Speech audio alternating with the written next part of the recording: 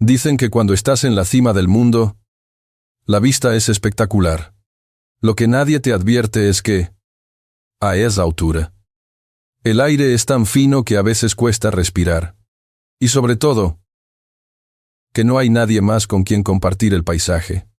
Alejandro Montoya no necesitaba que nadie se lo advirtiera. A sus 34 años, era el director ejecutivo y único heredero del Grupo Montoya.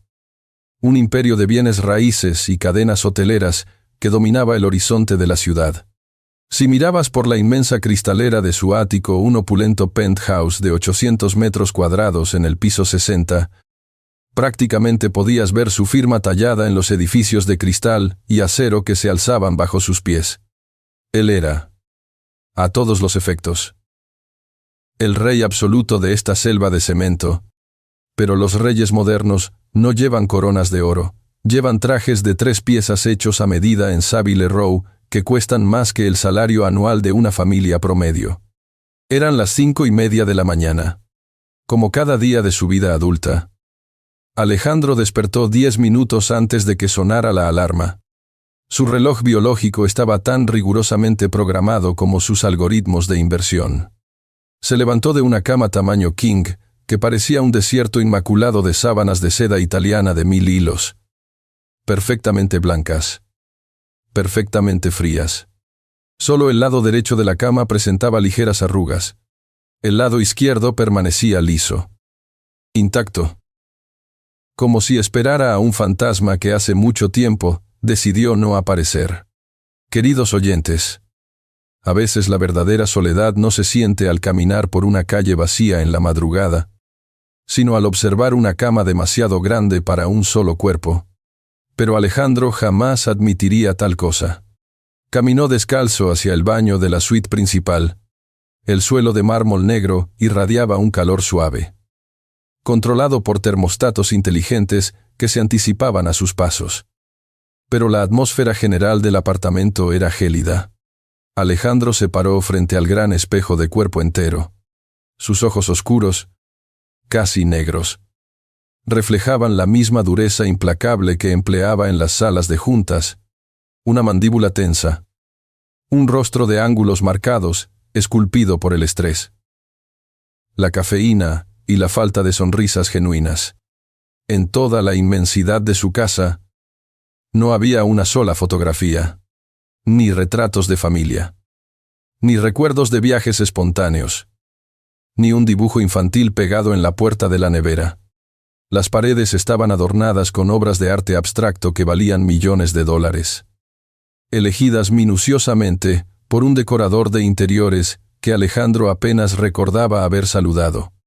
Su hogar era, en esencia, un museo privado, hermoso, intocable, lujoso, completamente mudo.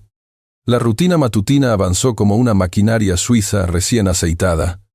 A las 6:15, ya envuelto en un impecable traje azul marino, caminó hacia su vestidor para elegir un reloj. Abrió un cajón de cristal blindado que albergaba docenas de piezas de alta relojería Patek Philippe, Audemars Piguet, Rolex. Eligió un Vacheron Constantin de platino. El tiempo era dinero. Y el de Alejandro valía miles por segundo. Pero irónicamente, su tiempo carecía de cualquier valor emocional. Salió al comedor principal. La mesa del desayuno era una extensa e imponente tabla de caoba oscura, diseñada para albergar a 12 comensales. Alejandro se sentó en un extremo. En el otro, reinaba el eco del vacío. El silencio en el ático era tan denso, tan pesado, que casi zumbaba en los oídos. No se colaban los claxones del tráfico distante, ni los gritos de la ciudad.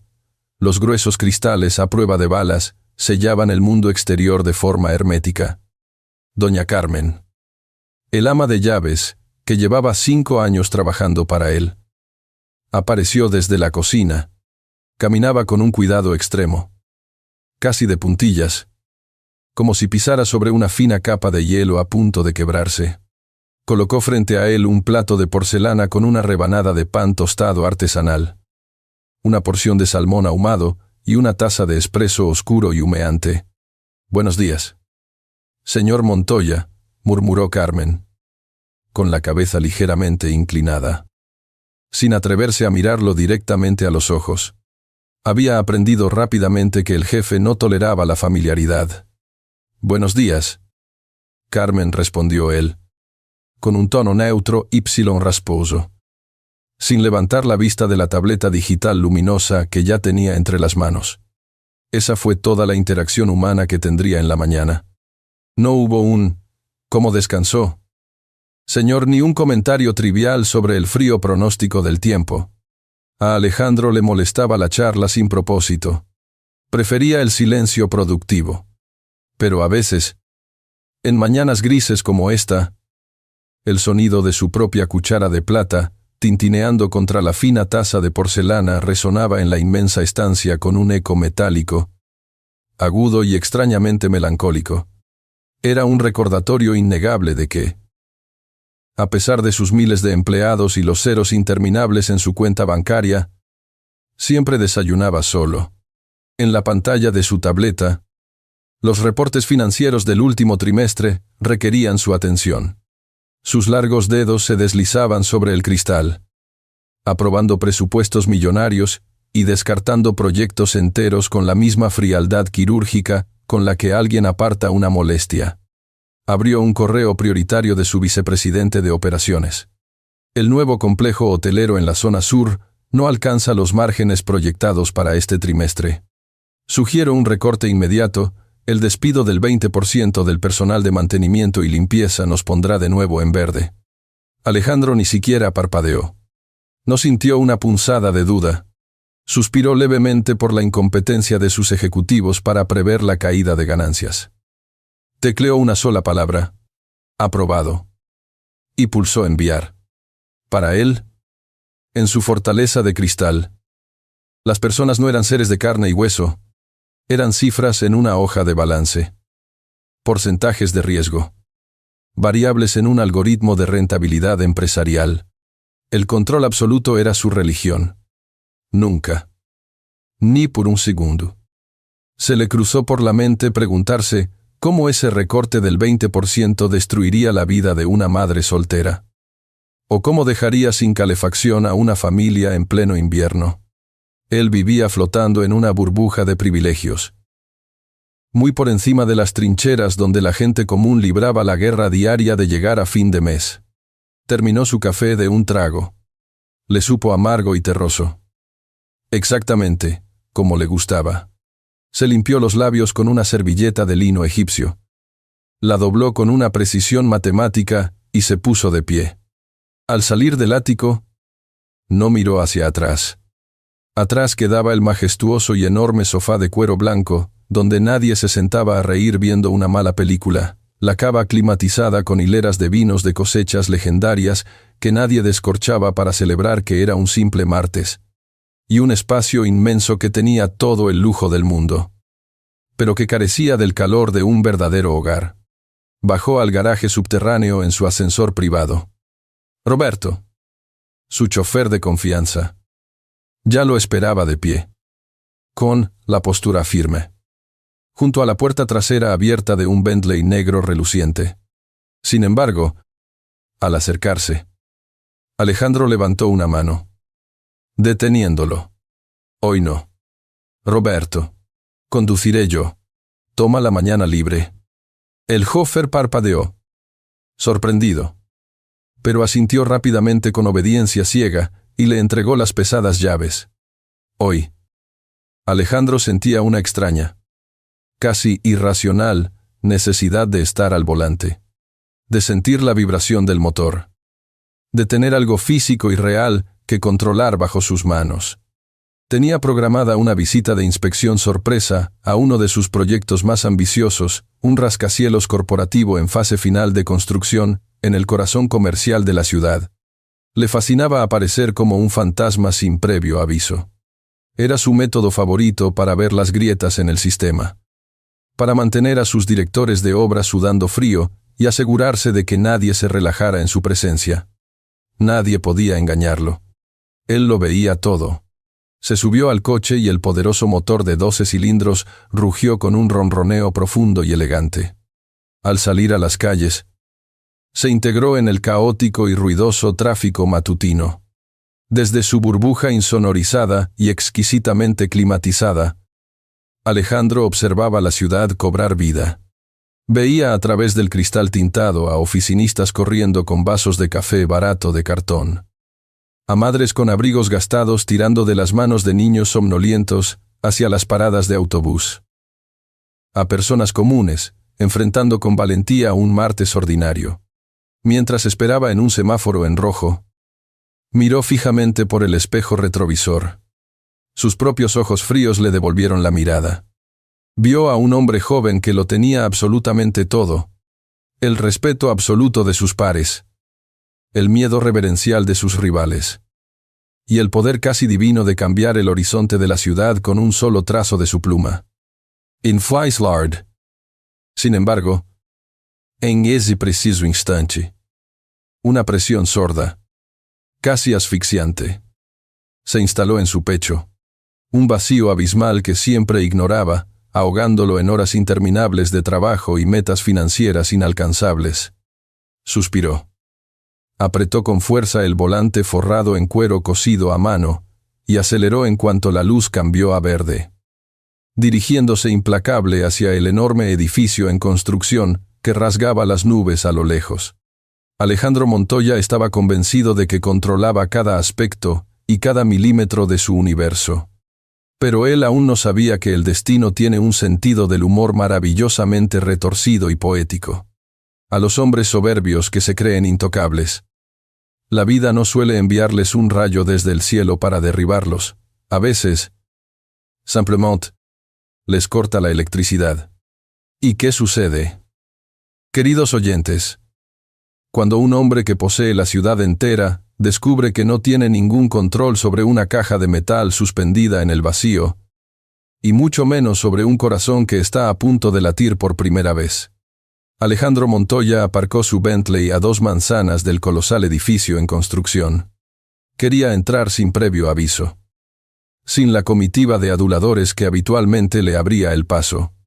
Con paso firme, esquivó la entrada principal y se dirigió hacia la puerta de servicio, reservada para los obreros y el personal de mantenimiento. El interior del rascacielos estaba crudo, lleno de polvo de cemento y andamios.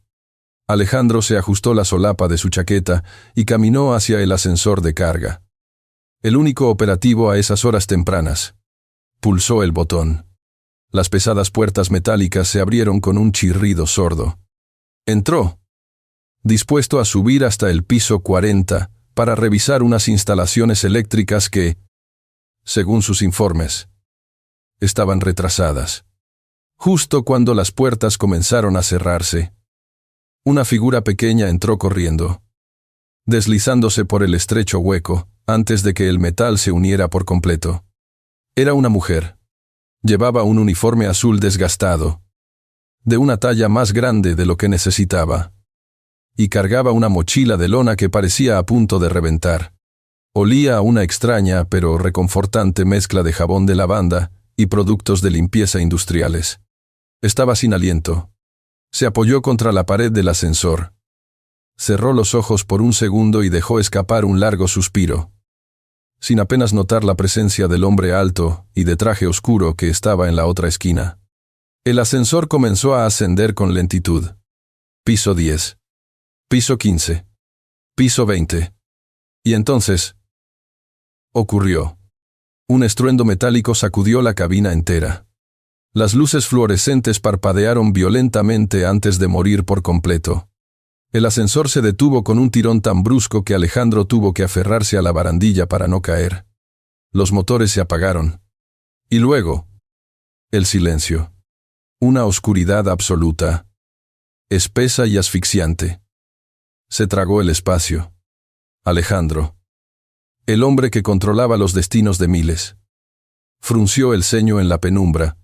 Sacó su teléfono de inmediato. Ninguna barra de señal. La caja metálica del ascensor, sumada a la estructura de acero del edificio a medio terminar, bloqueaba cualquier conexión. Por primera vez en años. Alejandro Montoya estaba completamente aislado, incomunicado, impotente. Iba a soltar una maldición cuando escuchó un sonido tenue. La mujer del uniforme estaba intentando captar señal pegando su viejo y agrietado teléfono contra la rendija de la puerta. Vamos. Vamos. Solo un poquito.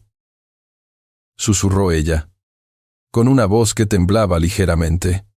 De repente, un pequeño bip indicó que había atrapado una débil señal de una sola barra. Marcó un número con prisa, en la oscuridad del ascensor. Alejandro se quedó inmóvil. No quería interrumpir. Pero en aquel espacio confinado, le resultaba imposible no escuchar. Hola, abuela. La voz de la mujer cambió por completo. El pánico desapareció, reemplazado por una dulzura suave y protectora. Sí. Soy yo.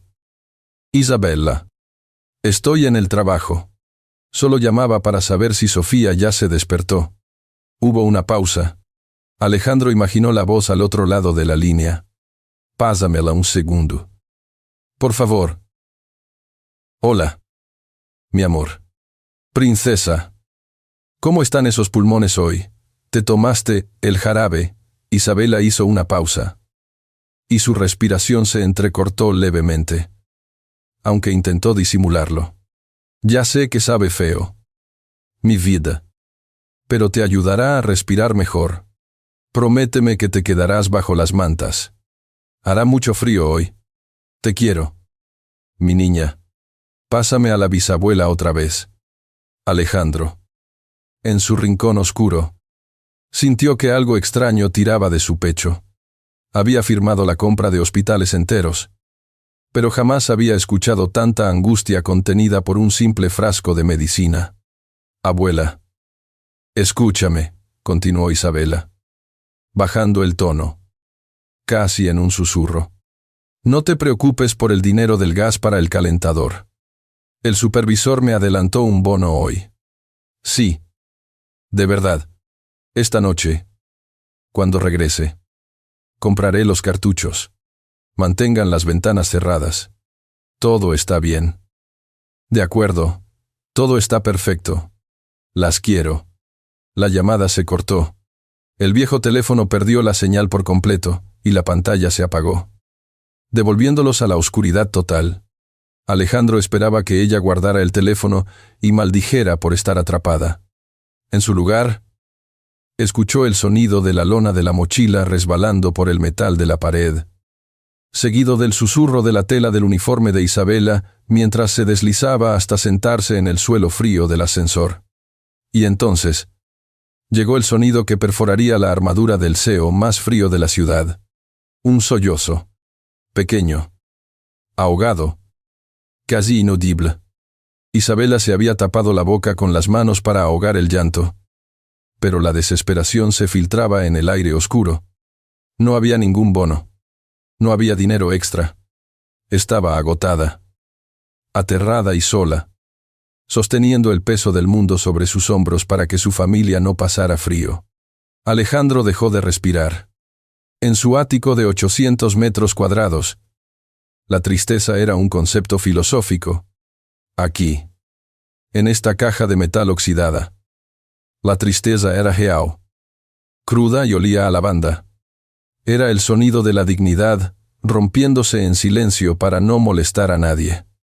Si este momento te hace desear saber qué hará ese hombre a continuación, deja un me gusta y suscríbete al canal, porque a veces, una puerta que se bloquea es exactamente el lugar donde comienza a abrirse una vida diferente. Alejandro no supo qué hacer. Estaba acostumbrado a resolver los problemas arrojando fajos de billetes o despidiendo a los responsables. Pero, ¿qué se hacía ante el llanto honesto de una mujer en la oscuridad, instintivamente? Movió un pie. El leve crujido de su zapato de cuero italiano contra el suelo fue suficiente. Isabella ahogó un grito sordo y se limpió el rostro frenéticamente con la manga de su uniforme. Lo siento, dijo ella de inmediato. Su voz de nuevo firme, fingiendo una normalidad absoluta. Pensé que estaba sola. No quería molestarlo.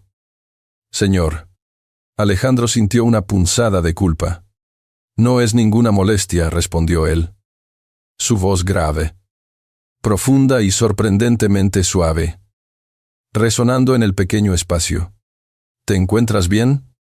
En la penumbra. Escuchó a Isabela soltar una pequeña y amarga risita. Era una risa cansada, pero llena de una resistencia que lo fascinó. Estoy atrapada en una caja de hojalata a 50 metros del suelo. Acabo de mentirle a mi abuela y odio la oscuridad. Pero oye, al menos hoy no está lloviendo. Podría ser peor. No. Alejandro parpadeó en la oscuridad. Cualquier otra persona en su círculo habría amenazado con demandar a la empresa constructora. Ella, en cambio, intentaba animarse a sí misma. Escuchó el sonido de una cremallera abriéndose. Un segundo después, sintió un ligero roce contra su rodilla. «Oye», dijo Isabela, «estás muy callado. ¿Estás asustado, Toma Pusa?» Alejandro bajó la mano, y sus dedos rozaron el plástico delgado de una botella de agua barata y medio vacía. Él, que solo bebía agua de manantial noruego importada en botellas de cristal, dudó. «No te preocupes. No tengo ninguna enfermedad contagiosa», bromeó ella, malinterpretando su silencio. Con un toque de humor ligero y compasivo. «Es solo agua del grifo. Pero cuando a uno le entra el pánico, ayuda a tragar el nudo en la garganta. Te la ofrezco porque me imagino que tu traje cuesta más que mi vida entera. ¿Y si te desmayas del susto? No creo que pueda cargarte». Alejandro no pudo evitarlo. Una sonrisa real, genuina y pequeña, curvó sus labios en la oscuridad. Tomó la botella de plástico. El agua estaba tibia, pero cuando le dio un sorbo, sintió que era lo más refrescante que había probado en años. «Gracias», murmuró, su tono perdiendo el filo autoritario de la sala de juntas. «De nada. Soy Isabela. Por cierto, limpio las oficinas del piso 40. Y2. ¿Eres del equipo de inspección que mandan esos estirados de la junta directiva?» La pregunta flotó en el aire espeso del ascensor. Alejandro Montoya, el hombre que amaba el control, se dio cuenta de que si decía su verdadero nombre, la magia de este instante se rompería. Si decía que era el dueño del edificio, ella se encogería, pediría disculpas por haberle ofrecido agua del grifo, y lo miraría con el mismo terror aburrido que veía en los ojos de todos sus empleados. Por primera vez en su vida, Alejandro no quería ser el rey. Quería ser solo un hombre. Un hombre en la oscuridad que había encontrado a alguien capaz de compartir su poca agua. Sí. Alejandro pasó saliva, preparándose para cruzar una línea de la que no habría retorno. Trabajo en el mantenimiento. Queridos oyentes, dicen que las peores mentiras no son aquellas que decimos para engañar a los demás, sino las que inventamos para protegernos a nosotros mismos. Y cuando un hombre que vive detrás de un muro de cristal encuentra por fin una puerta abierta, a veces comete el error de entrar usando un disfraz. La oscuridad en el ascensor ya no parecía tan amenazante. Durante los siguientes 20 minutos, el espacio confinado se llenó con el eco de una conversación inusual. Isabela hablaba para mantener a raya su propia ansiedad. Y Alejandro escuchaba. Escuchaba de verdad. Algo que rara vez hacía sin estar calculando márgenes de ganancia. Ella le contó, con un humor autocrítico que lo desarmó por completo, sobre los turnos dobles, sobre cómo su hija Sofía estaba convencida de que su madre era una superheroína encubierta porque siempre olía a productos químicos, y sobre cómo los jefazos del edificio eran, en sus propias palabras, unos estirados que probablemente no sabían ni cambiar una bombilla sin llamar a una junta directiva. Alejandro, el jefazo supremo, soltó una carcajada ronca. Genuina. Hacía años que no se reía así, desde el estómago, sin preocuparse por la imagen que proyectaba. Tienes razón, respondió él, apoyando la cabeza contra la pared de metal.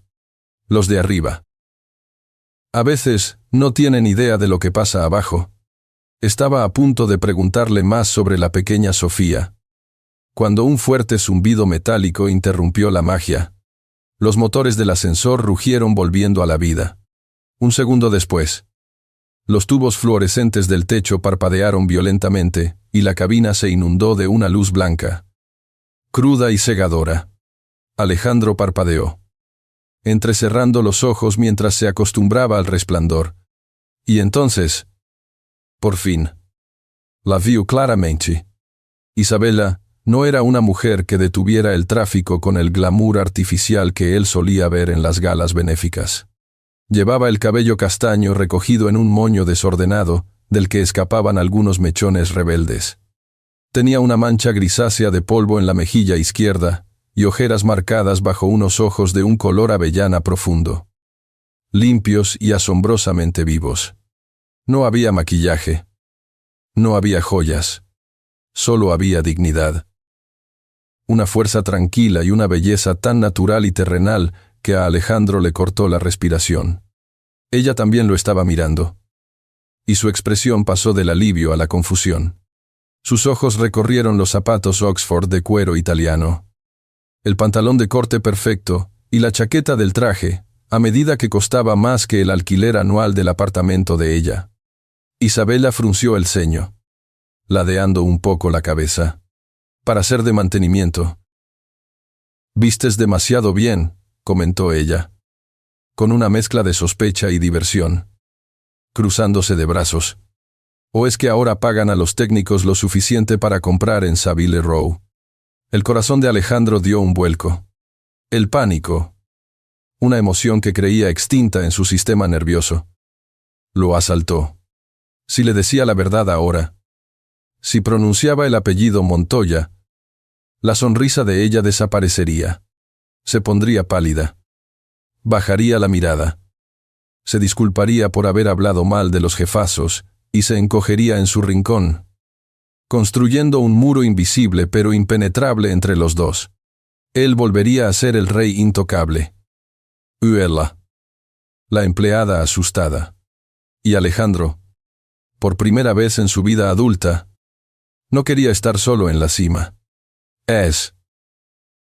De segunda mano mintió, las palabras tropezando en su lengua de una forma que habría horrorizado a sus abogados. Lo compré en una tienda de caridad. Hoy es mi primer día, y el supervisor me dijo que la gerencia es muy estricta con la buena presencia. Quería causar una buena impresión. Me llamo Alex. Por cierto, solo Alex. Isabela lo estudió durante un segundo eterno. La tensión en los hombros de Alejandro era casi dolorosa. Finalmente, la mirada de la mujer se suavizó, y una sonrisa cálida iluminó su rostro cansado. Bueno, Alex, felicidades por el nuevo trabajo. Y no te preocupes. El traje te queda estupendamente. Aunque sea de segunda mano, te hace parecer el dueño del lugar. Si tan solo supieras, pensó él, sintiendo la primera punzada de culpa en la boca del estómago. El ascensor se detuvo con un sonido metálico en la planta baja y las puertas se abrieron, revelando el caos del vestíbulo en construcción. Los técnicos corrían de un lado a otro reiniciando los sistemas. Isabela se colgó la pesada mochila al hombro, dispuesta a salir. Pero antes de dar un paso, se detuvo y miró la mano derecha de Alejandro. «Estás sangrando», señaló ella. Alejandro bajó la vista. Al parecer, cuando el ascensor frenó de golpe, se había raspado el dorso de la mano contra un perno mal ajustado de la pared. Apenas era un rasguño, una gota de sangre seca. Pero Isabela ya estaba rebuscando en el bolsillo delantero de su mochila. «No es nada. De verdad», empezó él. «Tonterías. En este lugar lleno de polvo. Una herida abierta es una invitación al tétanos», lo interrumpió ella con autoridad maternal. Sacó algo pequeño de su bolsillo, sin pedir permiso. Tomó la mano de Alejandro. Él se tensó. El contraste era poético y desgarrador. La mano de ella. Pequeña, con los nudillos enrojecidos por los detergentes y las yemas ásperas por el trabajo duro, sosteniendo la mano de él. Grungy, de piel suave y uñas perfectamente manicuradas. El contacto de la piel callosa de Isabela envió una corriente eléctrica directa al pecho de Alejandro, paralizándolo. Con cuidado. Ella despegó el papel protector y le colocó una tirita. Cuando Alejandro miró su mano, parpadeó, incrédulo. Era una tirita de color azul brillante, decorada con ositos de peluche sonrientes. «Es de Sofía», explicó Isabela con una sonrisa tímida, dándole unas palmaditas al dorso de la mano de él. «Siempre llevo algunas encima. Los ositos curan más rápido. Está comprobado científicamente». Alejandro miró la tirita infantil sobre su costosa piel cuidada. Y luego la miró a ella. No supo qué decir. Un nudo denso y doloroso se le formó en la garganta. «Tengo que irme. Alex. Pierdo el autobús y la abuela me matará si llego tarde». Ella dio un paso hacia el vestíbulo. Pero dudó. Rápidamente. Sacó un bolígrafo gastado y un recibo arrugado del supermercado de su bolsillo. Escribió algo a toda prisa en el reverso. Se acercó a él y le metió el papel en el bolsillo superior de la chaqueta del traje, justo donde debería ir un pañuelo de seda. «Eres nuevo en la zona y pareces el tipo de chico que se pierde fácilmente en los barrios normales», dijo ella, guiñándole un ojo. «Si alguna vez necesitas a alguien que te enseñe cómo tomar el autobús número 4 sin terminar en el otro lado de la ciudad, o si solo necesitas agua del grifo, llámame. Buena suerte en tu primer día. Alex». Y con eso, se dio la vuelta y desapareció entre el mar de cascos amarillos y uniformes grises, dejando tras de sí un leve aroma a lavanda que luchaba contra el polvo del cemento. 20 minutos después. Alejandro Montoya, el titán de las finanzas, estaba sentado en el asiento del conductor de su reluciente Bentley de $500,000, aparcado en un callejón solitario. El silencio dentro del vehículo blindado era total. Aplastante. Exactamente el mismo silencio que había dejado atrás en su ático esa mañana. Pero algo había cambiado. Alejandro levantó la mano derecha y miró el osito de peluche impreso en el plástico barato de la tirita. Luego, con un cuidado reverencial, introdujo 2 dedos en el bolsillo de su chaqueta a medida y sacó el trozo de papel arrugado. En el reverso de un recibo que detallaba la compra de leche, pan y una medicina genérica para el asma, había un número de teléfono escrito con letra apresurada y redonda. Ese trozo de papel valía menos de 1 céntimo. Pero mientras Alejandro lo sostenía entre sus manos, sintió que era el objeto más valioso que había poseído en toda su vida. Cerró los ojos, apoyando la frente contra el volante de cuero cosido a mano. La culpa empezó a filtrarse en su conciencia como veneno. Había mentido. Había construido el primer puente hacia ella sobre cimientos de falsedad. Sabía que debía arrugar el papel, encender el motor y volver a su frío y seguro trono en el piso 60. Sabía que debía borrar a la limpiadora de ojos avellana de su mente. Pero no lo hizo. Con las manos temblando levemente, guardó el papel en su bolsillo interior, justo al lado de su corazón. Esta pequeña mentira será la llave para abrir la puerta de la familia que él siempre ha anhelado en secreto. ¿O será el cuchillo que corte todo vínculo cuando amanezca la verdad? 3 días. Eso fue lo que tardó Alejandro Montoya en romper su propia regla de hierro sobre el autocontrol. Durante 72 horas, intentó convencerse de que aquel número de teléfono garabateado en un recibo de supermercado era un error. Una anomalía en su sistema perfectamente estructurado. Sin embargo, en medio de una crucial junta directiva, donde se discutía la adquisición de un banco suizo, la mente de Alejandro no estaba en los gráficos de rentabilidad. Estaba en una tirita azul con ositos de peluche que aún llevaba pegada en el dorso de la mano, oculta bajo el puño de su impecable camisa. Esa misma tarde, Alejandro hizo algo que habría provocado un infarto colectivo a sus asesores financieros.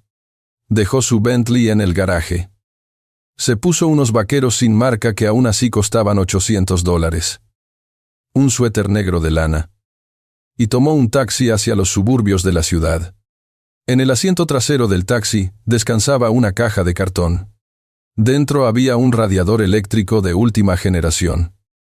De esos que purifican el aire y cuestan más que el alquiler de 3 meses en un barrio obrero, para que no pareciera nuevo.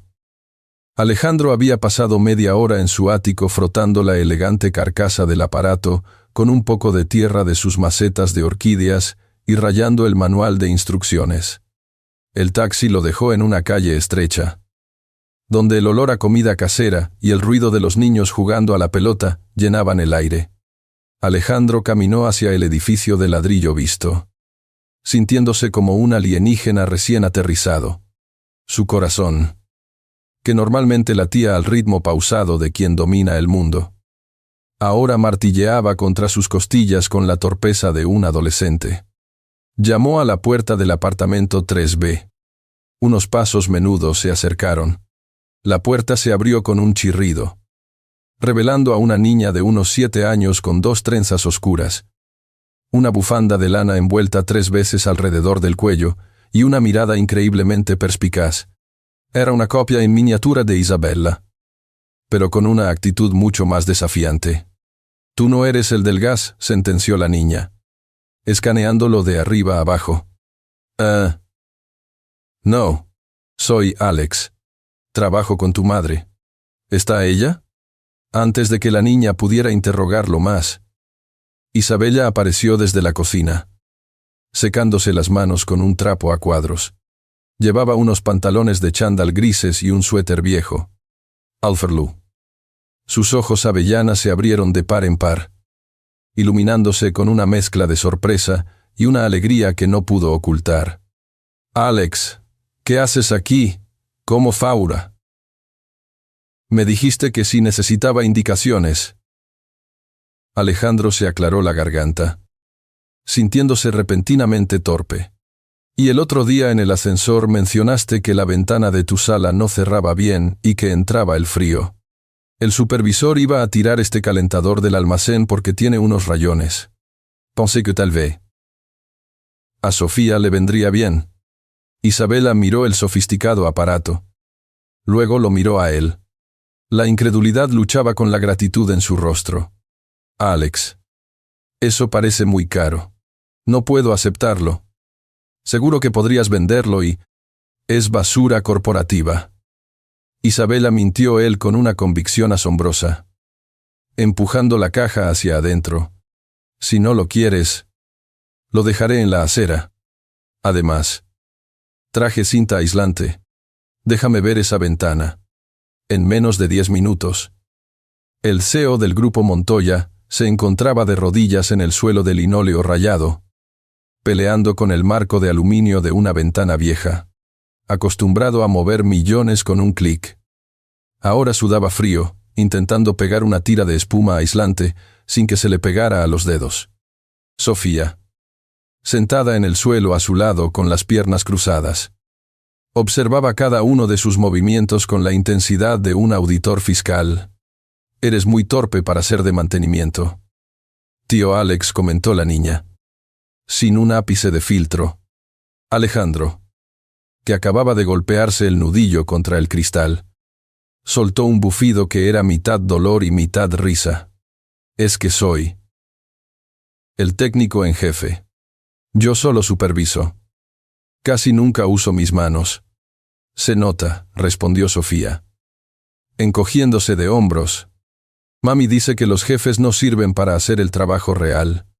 Desde la cocina, Isabella soltó una carcajada cristalina que hizo que el pecho de Alejandro se llenara de un calor extraño. «Sofía, deja al pobre Alex en paz». Isabella asomó la cabeza. «Alex, lávate las manos. Acabas de ganarte un plato de sopa». El comedor era diminuto. Apenas cabía una mesa cuadrada de madera cubierta con un hule floreado. Alejandro tomó asiento en una silla de plástico blanco que crujió peligrosamente bajo su peso.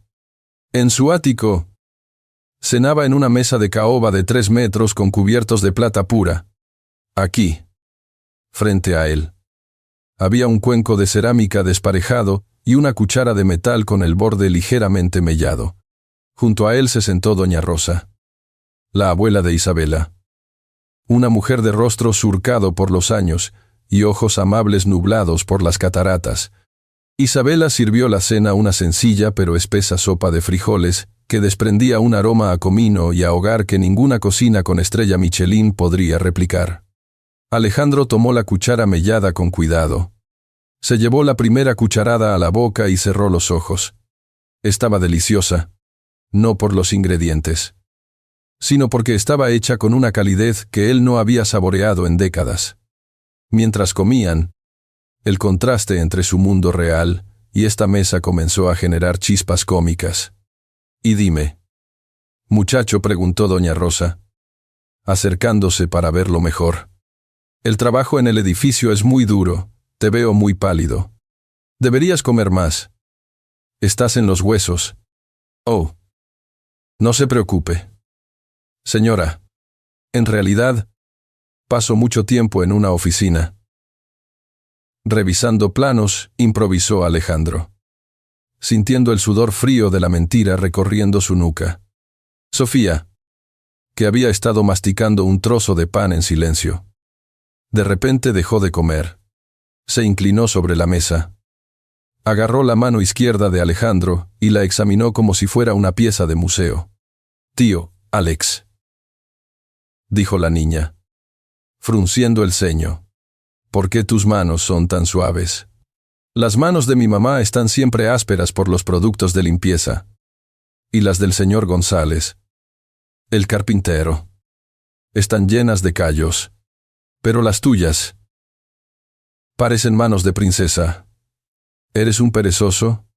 Alejandro casi se atraganta con la sopa. Tosió un par de veces mientras Isabela lo miraba, dividida entre la vergüenza y una enorme sonrisa reprimida. «Yo uso crema. Mucha crema», balbuceó el hombre más temido de Wall Street, sintiendo que sus orejas ardían. «Es una crema industrial, muy fuerte, para proteger la piel del polvo de cemento». «Sí». Isabela no pudo aguantar más y estalló en carcajadas. Fue un sonido hermoso, libre de preocupaciones por un instante. «Déjalo, Sofía. A lo mejor en su empresa les regalan manicuras», bromeó Isabela, guiñándole un ojo a Alejandro. Él sonrió, bajando la mirada hacia su cuenco vacío. El ambiente en esa pequeña cocina iluminada por una sola bombilla amarilla era vibrante, ruidoso, vivo. Doña Rosa le sirvió un segundo plato sin preguntar. E Isabela le pasó un trozo extra de pan. Nadie le pedía favores. Nadie le temía. Por primera vez en su vida, lo miraban simplemente como a un ser humano. Después de cenar, Alejandro conectó el viejo calentador de $2,000. En pocos minutos, un calor suave y silencioso inundó el apartamento. Doña Rosa suspiró aliviada desde su mecedora. Y Sofía, envuelta en una manta, se quedó dormida en el viejo sofá de flores del salón. Alejandro se sentó en el otro extremo del sofá, observando cómo Isabela arropaba a su hija. La luz tenue acariciaba el perfil cansado pero sereno de la mujer. Cuando ella se sentó a su lado, la cercanía de sus cuerpos envió un latigazo de electricidad por la columna de Alejandro. «Gracias, Alex», susurró ella, su voz suave y cercana. Hacía semanas que no la veía dormir sin toser. «No sé cómo pagarte esto. No me debes nada». Isabela, respondió él, su voz ronca por la emoción. Y lo decía en serio. Todo el dinero de sus cuentas bancarias palidecía ante la paz que sentía en ese instante. Apoyó la cabeza en el respaldo del sofá, escuchando la respiración tranquila de la niña y el leve ronroneo del calentador. Sus párpados pesaban. La tensión crónica de sus hombros desapareció por completo. En ese pequeño y desgastado sofá floreado, rodeado de muebles baratos y paredes con la pintura descascarillada, Alejandro Montoya encontró algo que no sabía que estaba buscando: un refugio. Cerró los ojos, permitiéndose dormitar por unos minutos. Pero entonces, en el bolsillo profundo de su chaqueta, su teléfono móvil comenzó a vibrar con urgencia. El mundo exterior llamaba a su puerta. Un mensaje urgente de su vicepresidente exigiendo su firma para un despido masivo que se ejecutaría a la mañana siguiente. Alejandro abrió los ojos de golpe, la culpa golpeándolo como un mazo en el pecho. El hombre poderoso que se queda dormido en este sofá estrecho parece haber olvidado por completo su trono. ¿Pero acaso el trono allá afuera se quedará de brazos cruzados esperando su regreso? Las semanas siguientes, Alejandro descubrió que el mundo real, el que latía en las calles y en los mercados de barrio, era infinitamente más complejo que la bolsa de valores. Él, un hombre que manejaba carteras de inversión multimillonarias y predecía las fluctuaciones del mercado global, sudaba frío intentando comprender la lógica matemática de Isabela en los pasillos de un supermercado económico. A ver, Alex, concéntrate, le decía ella un sábado por la tarde, sosteniendo 2 paquetes de arroz. ¿Por qué compraríamos esta marca si la otra tiene un 10% más de producto por 3 centavos, menos usando este cupón verde? Ella le explicaba su estrategia de ahorro con la seriedad de un director financiero presentando un balance anual. Alejandro, que al principio había intentado echar al carrito de la compra los productos orgánicos más caros sin mirar el precio, solo asentía, completamente fascinado por la inteligencia práctica y la resiliencia de esa mujer. Esa misma noche, después de la cena, las barreras entre sus dos mundos casi colapsan. Alejandro estaba sentado en el suelo de la pequeña sala, ayudando a Sofía con sus deberes escolares de matemáticas. Mira, Sofía, imagina que tienes un monopolio de manzanas en el colegio, le explicaba él, trazando un gráfico en el cuaderno de la niña. Si tú eres la única que tiene manzanas y todos quieren una, controlas la oferta. El precio de tus manzanas sube. A eso le llamamos especulación de mercado. Si guardas tus ganancias, ¿creas interés compuesto? Isabella, que estaba doblando ropa limpia en el viejo sofá de flores, se detuvo en seco. Sus ojos avellanas se clavaron en él, entrecerrándose con sospecha. Monopolio, especulación de mercado, interés compuesto. Isabella ladeó la cabeza, cruzándose de brazos. Alex, a veces hablas como si fueras un banquero de Wall Street, no el técnico que arregla las tuberías del edificio. El corazón de Alejandro dio un salto mortal. Tragó saliva, forzando la sonrisa más casual que pudo encontrar en su repertorio de póker corporativo. Leo muchos libros en la biblioteca municipal. Isabella, ya sabes, es gratis. Hay que mantener la mente ocupada en los ratos libres. Ella pareció aceptar la excusa, volviendo a su tarea con una pequeña sonrisa, pero las grietas en el disfraz de Alejandro empezaban a ensancharse, amenazando con derrumbar toda la estructura. El golpe más cercano al desastre ocurrió 2 días después. Alejandro estaba en el patio trasero de la casa de Isabella, intentando reparar una fuga en la manguera del jardín. Al agacharse, la manga de su suéter gastado se deslizó hacia arriba, revelando su muñeca izquierda. Ese día, por pura costumbre matutina, había olvidado quitarse su reloj, un Vacheron Constantin de platino sólido, una pieza de colección que valía más que toda la casa de Doña Rosa. Isabella salió al patio con un vaso de limonada y se acercó a él. Al entregarle el vaso, su mirada cayó sobre el reloj. Se quedó congelada por un segundo, su expresión cambiando lentamente. «Es el reloj», murmuró ella, acercando la mano. «He visto uno exactamente igual en las revistas de negocios de alta gama que tiran a la basura en la sala VIP del piso 40. Parece muy pesado, muy caro. ¿De dónde lo sacaste? Alex. El pánico cerró la garganta de Alejandro. Si ella prestaba atención al logo, a la fluidez perfecta del segundero automático, todo terminaría en un acto reflejo, puro y desesperado. Alejandro apoyó su muñeca contra el muro de ladrillo rústico de la casa y frotó el reloj con fuerza al levantarse. El cristal de zafiro resistió, pero el bisel de platino inmaculado se rayó profundamente con un chirrido doloroso. «Es una imitación barata del barrio chino», mintió él, su voz sonando más ronca de lo normal, sintiendo que el alma se le caía a los pies. «Míralo. Ya se ha estropeado con un simple roce contra la pared. Los relojes de verdad no se rayan tan fácil. Solo me gustó cómo brillaba. Destruir una pieza de alta relojería de $50,000 no le dolió en absoluto. Lo que lo destrozó por dentro, lo que le quemó las entrañas, fue ver la mirada de alivio y la sonrisa tierna y confiada que regresó a los ojos de ella. Isabela confiaba en él ciegamente, y él le estaba devolviendo esa confianza envuelta en mentiras. Esa noche, la despedida se alargó más de lo habitual. Estaban de pie bajo la tenue y parpadeante luz amarillenta del porche de la entrada.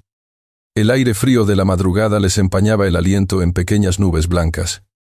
Pero ninguno de los dos hacía el ademán de entrar o marcharse. El silencio entre ellos ya no era el silencio sepulcral, frío y calculador del ático de Alejandro. Era un silencio cargado de electricidad, de promesas silenciosas y latidos sincronizados. Isabela se frotó los brazos, tiritando levemente. Sin pensarlo, Alejandro se quitó su chaqueta y la colocó con cuidado sobre los hombros de ella. Ella levantó la vista, sorprendida por el gesto, y sus miradas se anclaron. En ese instante, las diferencias de clases, los millones de dólares en cuentas bancarias, los rascacielos de cristal y los pasillos barridos. Todo desapareció. Solo quedaban un hombre y una mujer bajo una bombilla a punto de fundirse. Alejandro levantó una mano temblorosa. Él, el rey que firmaba sentencias corporativas sin pestañear y destruía empresas con frialdad. Rozó la mejilla de Isabela con la delicadeza reverencial de quien toca un milagro. Ella cerró los ojos, soltando un pequeño suspiro, e inclinó su rostro hacia la palma de su mano, aceptando su calor. Y entonces, él se inclinó y la besó. No hubo agresividad ni la arrogancia típica de un hombre poderoso. Fue un beso casto al principio, dulce y exploratorio, que rápidamente se profundizó en una necesidad mutua y desesperada. Fue un roce de labios que sabía a redención. En la suavidad de la boca de Isabela, en la forma en que sus manos se aferraron al suéter de él, Alejandro encontró el hogar que había estado buscando toda su vida. Era un beso tan puro, tan dolorosamente hermoso, que le rompió el corazón. Cuando finalmente se separaron, con las frentes unidas y las respiraciones agitadas, la realidad regresó de golpe. El monstruo de la culpa despertó en el pecho de Alejandro, clavándole las garras. El peso de su enorme mentira se volvió insoportable, asfixiante. No podía seguir así. Tenía que decírselo. Tenía que desnudar al verdadero Alejandro Montoya frente a ella, arriesgándose a perderlo todo. «Isabella», susurró él, con la voz quebrada y los ojos brillantes. «Hay algo que tienes que saber. Yo no soy. Mi vida no es». Pero antes de que la confesión pudiera cruzar sus labios, un ataque de tos resonó desde el interior de la casa. Era una tos seca, dolorosa y espasmódica. Sofía. El instinto maternal de Isabela borró al instante el romanticismo y el rubor de sus mejillas. Se apartó a Yao bruscamente, sus ojos llenos de alarma, girándose hacia la puerta. «Es Sofía. Los bronquios». «Tengo que entrar». «Alex», dijo ella, apretándole la mano con urgencia y culpa. «Lo siento mucho». «¿Me lo dices mañana?» Alejandro se quedó congelado. La oportunidad se había esfumado. Asintió lentamente, sintiéndose el cobarde más miserable sobre la faz de la tierra. Sí. Ve con ella. Mañana. Hablaremos. Mientras la puerta de madera gastada se cerraba entre ellos, Alejandro se quedó solo en el porche frío. Se miró la muñeca izquierda, observando las profundas rayas en el platino de su reloj. Y supo, con una certeza aterradora, que el tiempo se le había acabado. El globo de la mentira ha volado demasiado alto.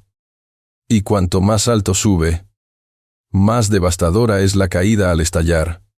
Mañana, cuando Isabela cruce las inmensas puertas de cristal de la sede central del Grupo Montoya para hacer su turno, ¿qué secreto la estará esperando?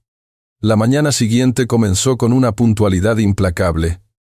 Alejandro Montoya, a pesar de haber dormido apenas 2 horas, se encontraba en su oficina del piso 60, enfundado en un traje gris marengo impecable. Se miró en el espejo. Pero el hombre que le devolvía la mirada no era el Alex que había cenado sopa de frijoles la noche anterior. Era el CEO, el depredador, el hombre que controlaba el destino de miles. Su secretaría, la señorita Varga, entró con una tableta en mano.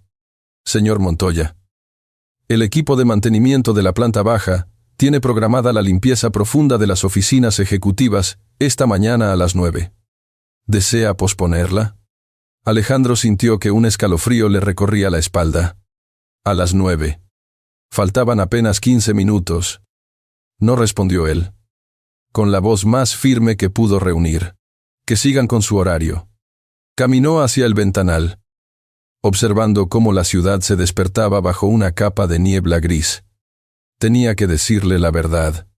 No podía permitir que ella entrara en su oficina y lo descubriera a través de un tercero.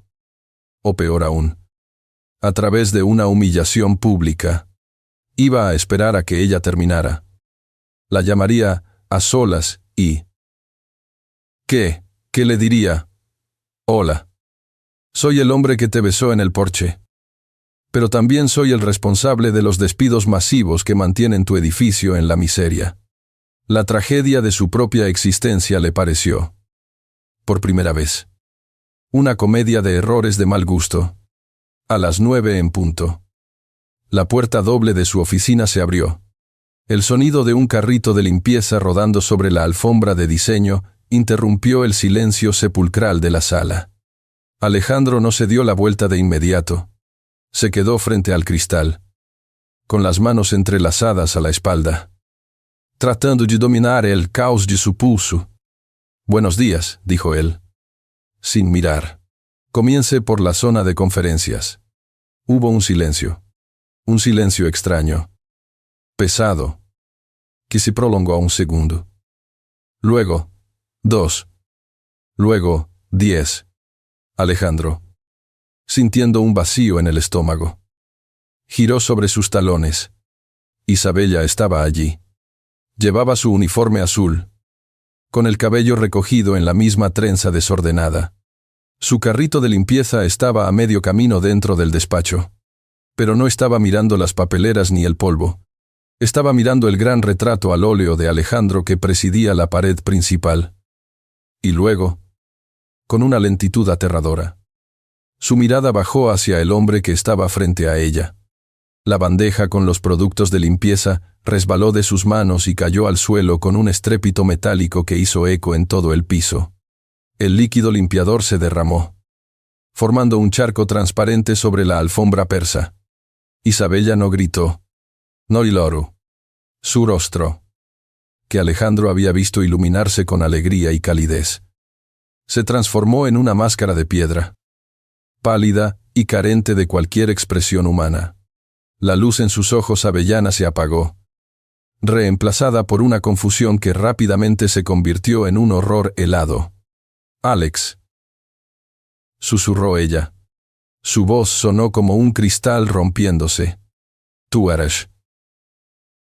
Alejandro dio un paso hacia ella, extendiendo la mano. pero la detuvo en el aire al ver cómo Isabela retrocedía instintivamente. Como si él fuera un animal peligroso. Isabella. Déjame explicarte. Por favor. Explicarme. La voz de ella ganó fuerza, cargada de una amargura que Alejandro nunca imaginó posible. Explicarme cómo se siente jugar a ser pobre en tus ratos libres. Cómo se siente entrar en la casa de una familia que apenas tiene para calefacción, mientras tú diseñas algoritmos para dejarnos en la calle. Eso no es así, exclamó él. Desesperado.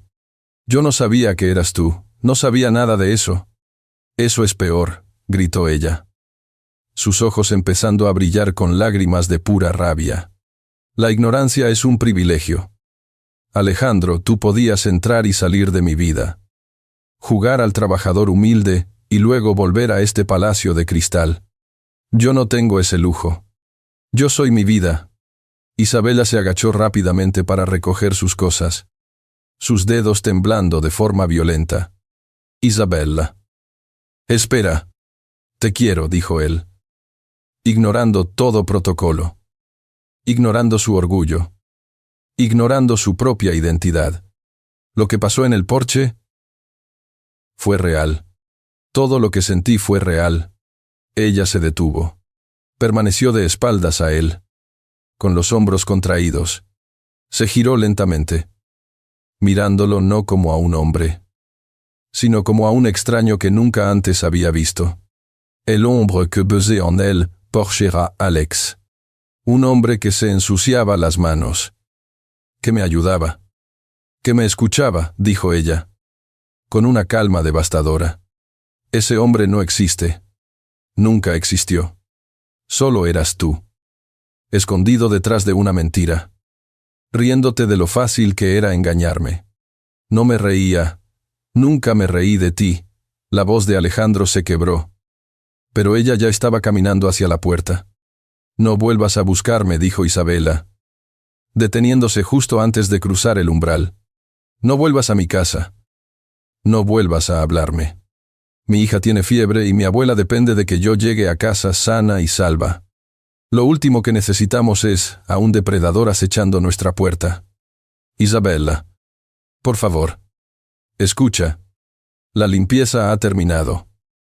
Señor Montoya, respondió ella, usando su nombre por primera vez con un tono de veneno puro. Ojalá su inmensa fortuna sea suficiente para llenar el vacío que deja cuando se apagan las luces. La puerta se cerró con un clic seco. Definitivo. Alejandro se quedó solo en la inmensidad de su oficina. El silencio regresó. Pero esta vez no era el silencio de la paz, sino el de una tumba. Caminó hasta el ventanal. Abajo. Vio cómo una pequeña figura con uniforme azul salía del edificio y se perdía entre la multitud de la ciudad. Una multitud que para él, hasta hace un mes, no eran más que números y variables. Ahora, la ciudad entera parecía un tablero de ajedrez donde él acababa de perder su única pieza valiosa. En su muñeca, el reloj Vacheron Constantin, con sus marcas de guerra y rayones. Marcaba las 9:05. Cada segundo que pasaba era un golpe de martillo en su conciencia. Había ganado el mundo. Había mantenido su imperio. Pero por primera vez en su vida, Alejandro Montoya comprendió lo que significaba la pobreza real, la pobreza de un hombre que, teniéndolo todo, se había quedado sin nada. Las puertas de cristal se han cerrado. Queridos oyentes, y tras ellas, un hombre ha empezado a desmoronarse. Pero, ¿puede un edificio que se ha construido sobre mentiras seguir en pie? ¿O está destinado a convertirse en polvo frente a la honestidad de un corazón roto? Alejandro Montoya no se movió de su despacho durante las siguientes 48 horas. No salió a almorzar. No recibió a ningún accionista. Y dejó que su teléfono, un dispositivo diseñado para conectar el mundo a su antojo, se convirtiera en un objeto inútil sobre la mesa de caoba. El despacho de 800 metros cuadrados, que siempre le había parecido un símbolo de éxito, se había transformado de repente en una celda de lujo, Cada rincón, cada pieza de arte abstracto, cada detalle de la oficina le recordaba a la mujer que, en un giro cruel del destino, había limpiado su desprecio por la humanidad junto con el polvo de sus suelos. Su vicepresidente de operaciones, un hombre acostumbrado a la eficiencia fría de su jefe, intentó entrar a la fuerza el segundo día. Señor, los inversores están inquietos por el estancamiento del proyecto del sur. Necesitan su firma, dijo el hombre, sosteniendo una pila de documentos. Alejandro, sentado en la penumbra, levantó la mirada. Sus ojos, antes afilados como el acero, lucían hundidos y apagados.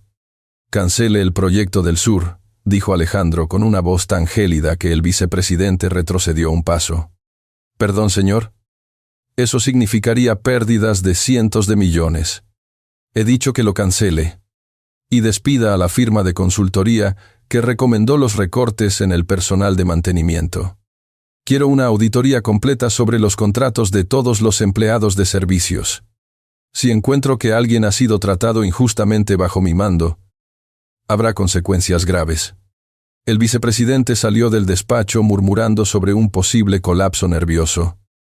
Pero a Alejandro no le importaba. Por primera vez en su vida. El dinero no era el fin, sino un instrumento torpe que había usado para construir una vida vacía. Esa noche, bajo una lluvia torrencial, Alejandro tomó una decisión. Se puso una chaqueta impermeable. Salió de su ático sin avisar a Roberto y se dirigió a pie hacia el barrio de Isabela. No iba en Bentley, ni iba vestido de seda. Caminaba bajo el aguacero, sintiendo el frío calar sus huesos, buscando algún tipo de penitencia. Llegó frente al edificio de ladrillo. Las ventanas estaban oscuras, a excepción de una luz tenue en el tercer piso. Alejandro se detuvo en la acera, mirando hacia arriba. Se imaginó a Isabela ahí dentro, quizás acurrucada junto a Sofía, quizás llorando, quizás simplemente tratando de sobrevivir a la vida que él había hecho más difícil de lo necesario. No subió. No llamó a la puerta. Sabía que su presencia allí sería una afrenta. Una intrusión más a una dignidad que él mismo había ayudado a pisotear. En cambio, dejó un sobre grueso en el buzón del edificio, un fondo fiduciario anónimo para los gastos médicos de la niña, diseñado para ser irrastreable, para que ella nunca supiera que venía de él. Fue su primer acto de verdadera generosidad, una que no buscaba control, ni gratitud, ni reconocimiento. Fue un acto de renuncia. Al día siguiente, Alejandro hizo algo aún más drástico. Convocó a una junta de accionistas de emergencia. Voy a tomarme un año sabático, anunció, frente a un salón lleno de hombres en traje que lo miraban con incredulidad. Durante mi ausencia, la vicepresidencia gestionará la empresa. Pero bajo una nueva directriz, el bienestar del personal será tan prioritario como los márgenes de beneficio. Si la empresa no puede ser rentable sin destruir a quienes la construyen, entonces no merece existir. Los murmullos estallaron. Pero Alejandro ya no estaba escuchando. Había dejado su carta de renuncia temporal sobre la mesa y, sin recoger sus pertenencias, caminó hacia la salida. Se quitó el reloj Vacheron Constantin, aquel que había rayado en un arrebato de mentira, y lo dejó sobre la mesa de reuniones como un símbolo de la vida que dejaba atrás. Salió a la calle, por primera vez. No buscó un coche privado. Caminó hacia la parada de autobús número 4. Se sentó en el banco de metal frío, rodeado de gente común, estudiantes, trabajadores cansados, ancianos. Se sintió pequeño, invisible y extrañamente liberado. Cuando el autobús llegó, un vehículo viejo que traqueteaba con cada bache, Alejandro subió y pagó su billete con monedas exactas. Se sentó junto a la ventana, observando cómo la ciudad pasaba frente a sus ojos. Ya no veía la ciudad como un conjunto de activos inmobiliarios, sino como un tapiz humano lleno de cicatrices. luchas y una belleza inmensa. Bajó en la parada que Isabela solía usar. Caminó por las calles, sintiendo la lluvia sobre su rostro, mezclándose con la realidad que tanto tiempo había ignorado. No sabía si la volvería a ver. No sabía si Isabela alguna vez lo perdonaría o si el daño causado era una herida incurable. Pero mientras caminaba bajo la gris tarde de la ciudad, Alejandro Montoya se dio cuenta de algo fundamental. Había construido un rascacielos tan alto que había olvidado cómo tocar el suelo. Ahora que estaba abajo, entre la gente, entre el barro y la esperanza, se sentía más humano que nunca. El imperio de cristal ha comenzado a agrietarse. Amigos, pero en las grietas, a veces, es donde entra la luz. ¿Será este el final de Alejandro Montoya, el rey de las sombras, o el comienzo del hombre que, por primera vez, aprende a caminar sobre la tierra?